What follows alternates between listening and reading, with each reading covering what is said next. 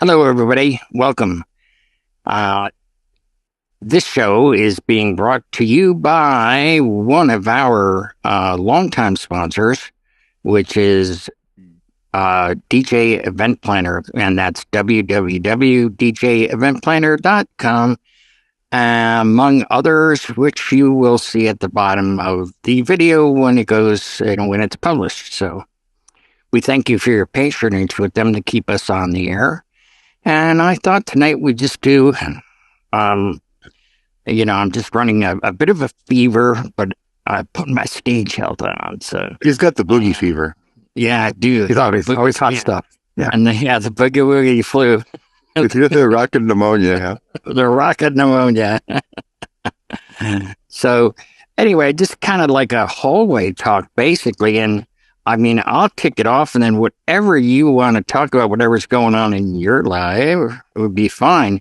But something that recently came up and was like, they even reported it on national news about being careful, when you use public charging stations, like you see in airports for your phone, things like that, coffee shops, whatever. Well, you remember for a while they would put these little things over the top of, where you would scan your credit card, right? At ATMs. Well, now what they're doing is they have a thing that goes over that. And if you go to charge your phone, it harvests data off your phone. And they left it just like that, but there's no solution. Well, I have a solution that I'd like you to share with everybody, because I hate crooks. And I'm going to show you. You know what this is? USB-A, right? Charging cable. Okay, do you know what this is? Same thing. USB charging cable. The difference is this one transmits data as well as charges. This one charges, it only charges. The USB-A has 5 pins. The 2 outer pins are your charging voltage. The 3 inner pins, they will transmit data back and forth.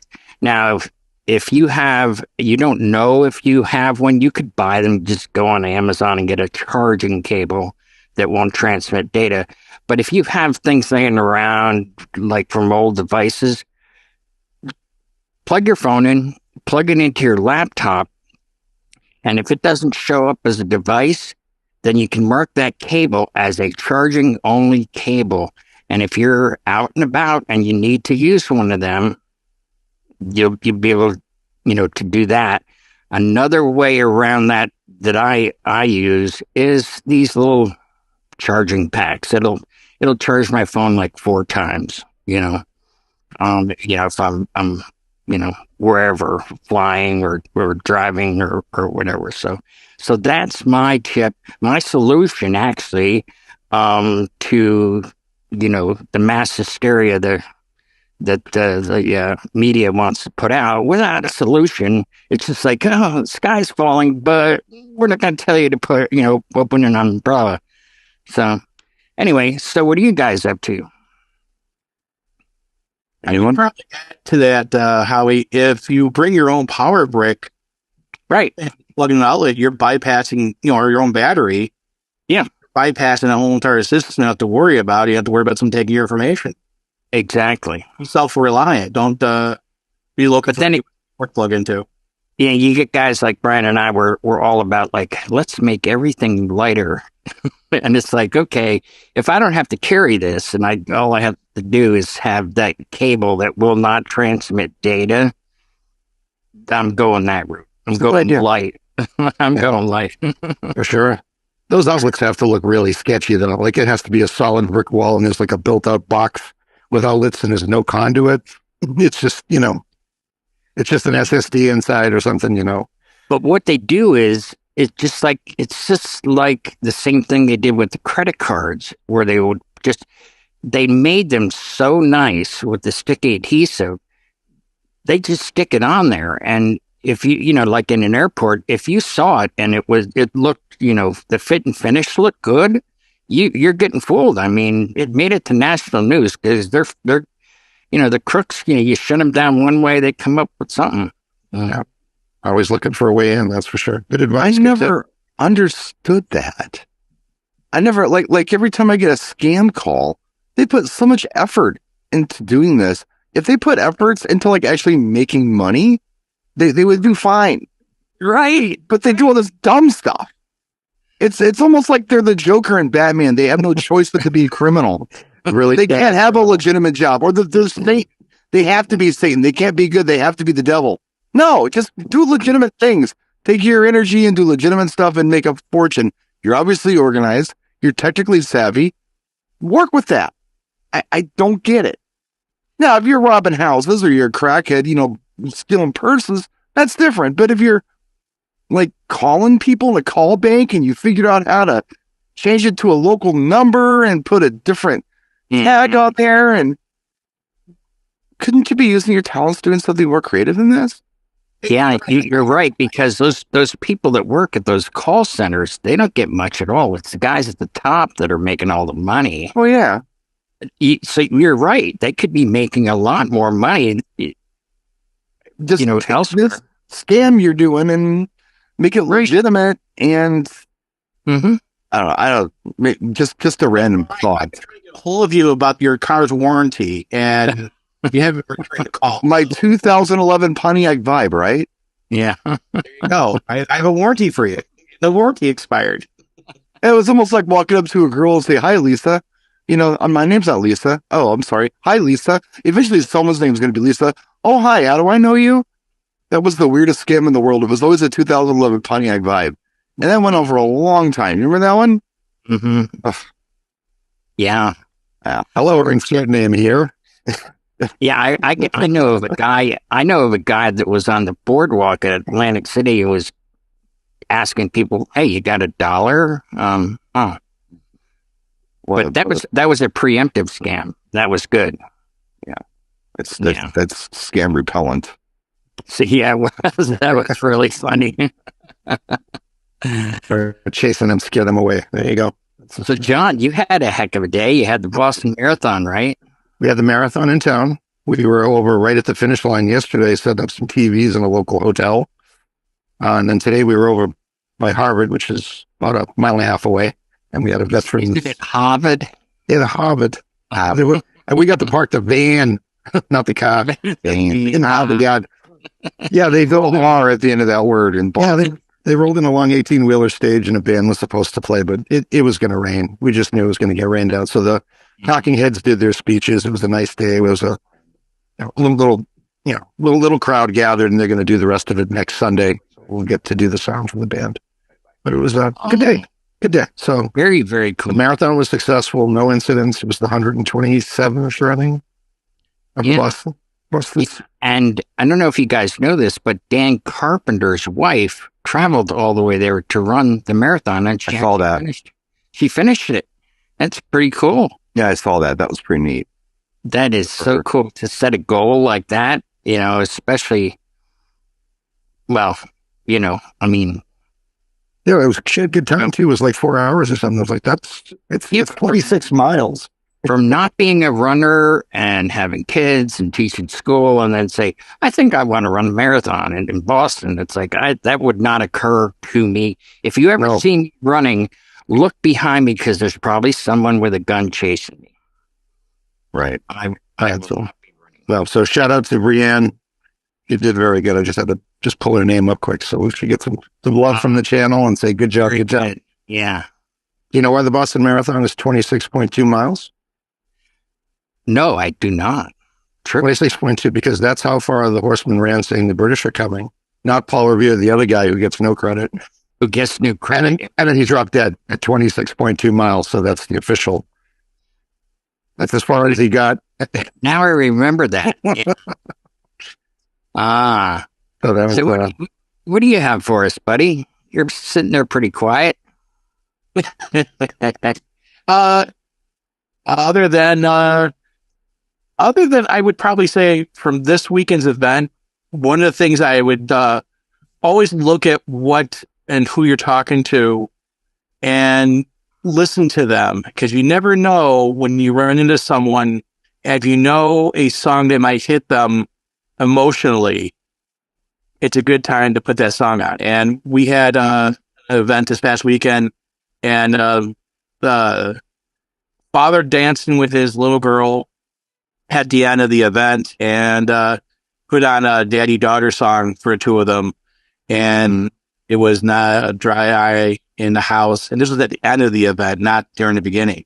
So this is something to just, I always look at, just reading, looking, and saying, hey, and knowing your music knowledge. And Brian is one of the people that has that music knowledge, and you do too. And thanks for all that knowledge and the information. Because that's a great thing about everything you put out here on Disc Jockey News is all the information that it's free to his people. And it's phenomenal information, and it helps out tremendously in the field. Yeah.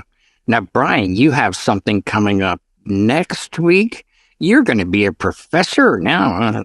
Guess you're Something like that. Yeah. going to cover all ranges of everything from sound to lighting. Well, it's going to be primarily just kind of a workshop. There's, I guess, so the agency I work for, it's actually kind of a music school too. They have a big facility called North Coast Studios, and they do music instruction there. So like piano, fine arts stuff, like violin, cello, whatever. They have different instructors come in, and yeah, it's morphed over the last maybe 5-6 years into this.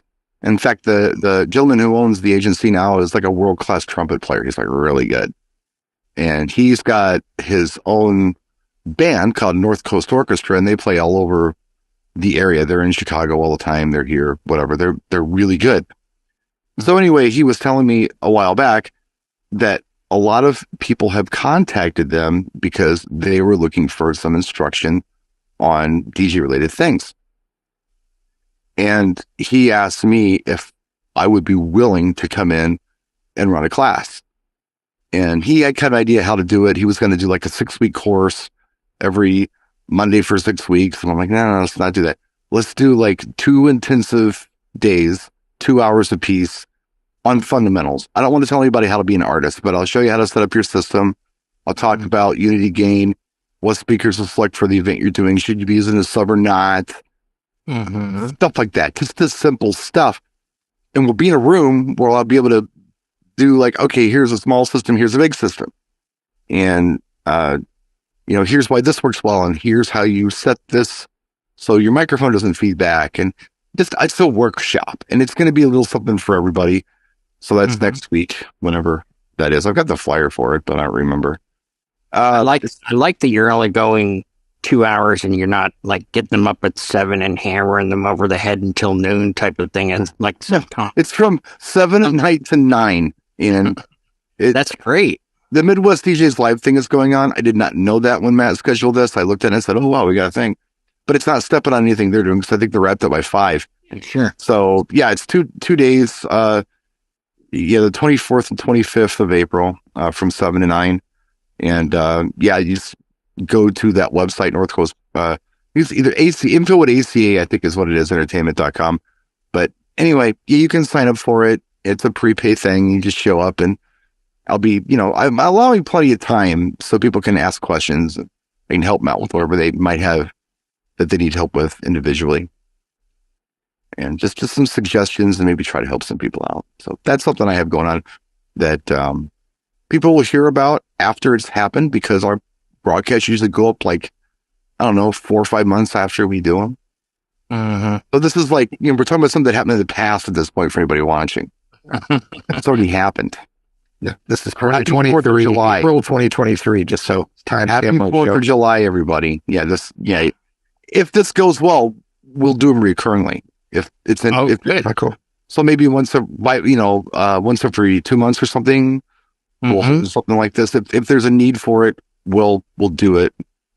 And you should record it. You should set up a camera and just tape it to an SD card. Then you can. I tell you why I'm not going to record it, because I'm going to do stuff in this workshop that I can't do on video. And the things that I can't do on video are music, and I can't show you what this really sounds like, because the only point of reference you have is taking my word for it that these speakers work for this size room. motion echoes over here, and that, you know, maybe the subwoofer isn't the best fit for what you're trying to do, or maybe if you do this, your sub's going to sound better. I can't express that in video. No, I wouldn't ask you to. I would ask you to put that up on YouTube or Facebook, but for yourself, so you can see the curriculum that you follow and you know Right. what you covered. And I can test this out. I want to add this segment. Then you can basically build a lesson or a learning. You know, because it's 4 compact hours.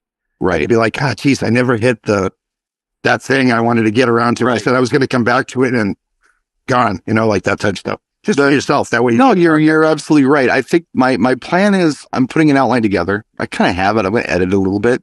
I want to cover these things. And I thought, like, okay, after the first day, I'm going to know how much I have to cram in the second day. And then I may have to make some compromises. And I may even say, hey, look, it's going to go long, but we'll stay. And anyone's willing to stay, I'm willing to stay. So we will go long. And I will stay late for questions too, if I need to. But that's just one thing I got going on, and we'll see how that goes. Something came up interesting today that I thought I would just throw out there. Cool. And I'll be vague, because I probably should. But I got a call from a friend of ours, okay, who does a lot of major production work, and said, look, I got a lead for a job in your state. Do you know anyone who does this kind of stuff? Well, I got some ideas. So I made some calls to some friends, and sure enough, got the right company, and I've made a love connection. It's Excellent. kind of like what you guys are doing up in for the Olympics. It's that it's that sort of thing. It's that big of a thing. But this thing is going to be running all summer. Now that's networking at its finest, right there. It is, you know, and it makes me feel good that, you know, I don't do production. I don't even pretend to do production, but somebody out there who is somebody in production trusted that I knew someone and could handle it and not reach out to knuckleheads or whatever, and I could make the connection. That's a really nice feeling that you when you have that kind of respect, you know, within the industry. It's nice. So that leaves us out, huh, John? Yeah, I guess we're not going to this one, Howie. No road trip for this one. No, great job, Brian, tying the 2 shoestrings together, and now you get friends on both sides. Now you get value, and Exactly. they'll be calling on you again for something else. Well, I told him, I said, look, any way I can be of assistance. I am disabled, so I'm not a trust monkey, but I'm really good at yelling at people. Yeah. If you need me to come up here and manage something, just let me know. Bark at people all day. That's all. It's going to be like I believe it's going to be, if I remember right, it's going to be like a June through August kind of thing. And then they're going to want to crew up there every weekend just to make sure everything's going right. So that's something that happened today. And it took me, I literally woke up, I saw the text message, made the call, and I think I had everything arranged within 45 minutes. So I felt pretty good about that. I hadn't even finished my coffee, and it was like, this is handled. The other thing I can talk about, if you want to fill some more time here, which I believe we're about there, but it was an interesting night on Friday at Safe House. Safe House, yeah. Yes. I was wondering, what in the heck? I mean, what's with the cowboy hats and all Yeah, that? A normal dinner, right? And then all of a sudden, people started coming in with boots and hats on. Now, normally, you know, and some of them had shorts on and boots, which is a really hot look for chicks, but the dudes were doing it. The dudes were doing it. not for farmers. No, not quite. If you look at the picture I posted, there's a dude with shorts and boots on. I'm like, where are all these hats coming from? And then people started asking for this artist that I'd never heard of, because I am the worst country DJ in the world. I will tell everybody, if you want country, I'm the wrong guy to talk to, because I am the worst country DJ in the world. The only reason I know about Morgan is from, what was it, the Grammys or whatever that we just see, one of the award shows. Right. And I'm like, they're like, oh yeah, he's had like 20 hits. And I'm like, every time I'm hearing of him. I was country radio, apparently, because I don't know what they are, because I don't listen to that. Don't even know the numbers. It's on the dial somewhere. Morgan Wallen is his name. I'm like, Yes. who? Yeah. Morgan Wallen. I'm like, okay. Anything by Morgan Wallen. I'm like, be more specific. Because I'm not going to pick a winner. I've got like 15 Morgan Wallen songs, and I know they weren't all hits. So give me, and the big ones, every single one of them has to do with drinking whiskey. So Really? That's kind of a theme. Yeah, he drinking whiskey. He was born like 93. Brain away. Young guy, you know? Yeah. Young guy. Super hot. 3 years old. He's on the radio. Country pop. He's on like 3 times an hour up here. Mullet. Baseball hat. Yeah, kind of like a Baseball Nicky Breaky, Billy Ray Cyrus back in the day. Kind of gave me Kid Rock vibes almost with his picture. Yeah, that too. Yeah. And I got speaking of, Buddy and I were talking off air before we came on and did the broadcast. And we were talking about, you know, kind of the club thing and the mobile thing. And I like how I take a lot of the things that I do at mobiles and incorporate it into the club thing. And one of the things that I do, especially if it's not at capacity going crazy New Year's, is I like to go around and talk to everybody, introduce myself, ask them what they'd like to hear. It's a nice personal touch. Why not? They don't expect it. So I went up to this table. There's 2 couples. Oh, and by the way, everybody was from the woods, the backwoods, the way far away up north, kind of.